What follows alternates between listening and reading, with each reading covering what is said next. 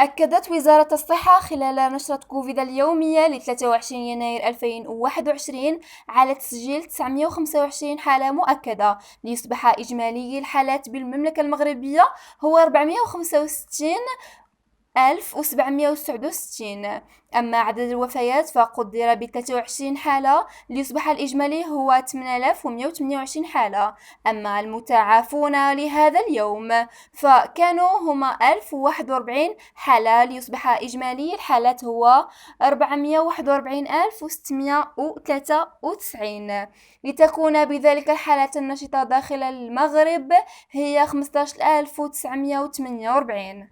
إذا ننتقل الآن إلى التوزيع الجغرافي للحالات الجديدة والوفيات. جهة الدار البيضاء ستات سجلت 384 حالة جديدة و6 وفيات، قسمت كالتالي: الدار البيضاء 308 ديال الحالات جدد و5 حالات في الوفاة. النواصر سجلت بدورها 23 حالة جديدة. الجديدة سجلت 20 حالة جديدة. المحمدية سجلت 18 حالة جديدة. برشيد سجلت 9 حالات جديدة وحالة وفاة واحدة. مديونة سجلت 5 ديال الحالات جديدة. بن سليمان سجلت حالة وحدة جديدة.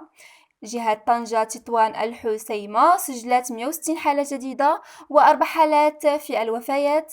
إذن طنجة أصيلة سجلت 51 حالة جديدة. الحسيمة سجلت 47 حالة جديدة وحالتين في الوفاة. تطوان سجلت حالتين في الوفيات و34 حالة جديدة. المضيق الفنيدق سجلت 20 حالة جديدة. العرايش سجلت 3 ديال الحالات جداد. شفشاون سجلت بدورها 3 ديال الحالات جداد. ووزان سجلت حالتين جديدتين. جهة الرباط سلا القنيطرة سجلت 132 حالة جديدة وحالة وفاة واحدة. إذا صخيرة تمارا سجلت 45 حالة جديدة. القنيطرة سجلت 31 حالة جديدة. سلا سجلت 26 حالة جديدة. بالرباط 14 حالة جديدة وحالة وفاة واحدة. سيدي قاسم سجلت 9 ديال الحالات جداد. سيدي سليمان سجلت 5 ديال الحالات جداد. الخميسات سجلت حالتين جديدتين. إذا جهة سوس ماسا سجلت 90 حالة جديدة وحالتين في الوفاة. أكادير إداوتانا سجلت 39 حالة جديدة وحالة وفاة واحدة. تيزنيت سجلت حالة وفاة واحدة و29 حالة جديدة. إنزقان أيت ملول سجلت 8 ديال الحالات جداد. طاطا بدورها سجلت 5 حالات جديدة. تارودان سجلت 5 حالات جديدة. شتوكا إتباها سجلت 4 ديال الحالات جديدة. وننتقل الآن إلى جهة الشرق لسجلت 43 حالات جديدة وحالتين في الوفيات، قسمت كالتالي: وجدة إنجاد سجلت 14 حالة جديدة وحالتين في الوفيات. إذا الناظور سجلت 13 حالة جديدة. بركان سجلت 13 حالة جديدة. دريوش سجلت 3 ديال الحالات جداد. وننتقل الآن إلى جهة مراكش أسافي اللي سجلت بدورها 38 حالة جديدة وحالتين في الوفيات.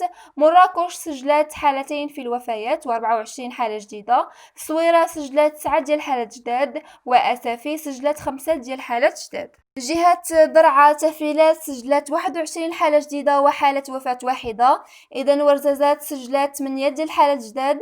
الرشيدية 6 حالات جداد. ميدلت سجلت 3 ديال الحالات جداد. تنغير سجلت حالة وفاة واحدة و3 في الحالات الجدد. زاكورا سجلت حالة جديدة واحدة. وجهة فاس مكناس سجلت 20 حالة جديدة و3 حالة في الوفيات. فاس سجلت حالة وفاة واحدة و9 حالات جدد. مكناس سجلت 5 ديال الحالات جديدة وحالة وفاة واحدة. تازا تهيا سجلت 3 ديال الحالات جداد.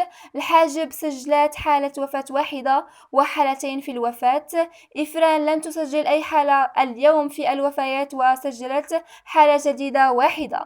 جهة الداخلة وادي الذهب لم تسجل أي حالة في الوفيات، بينما سجلت 13 حالة جديدة في وادي الذهب.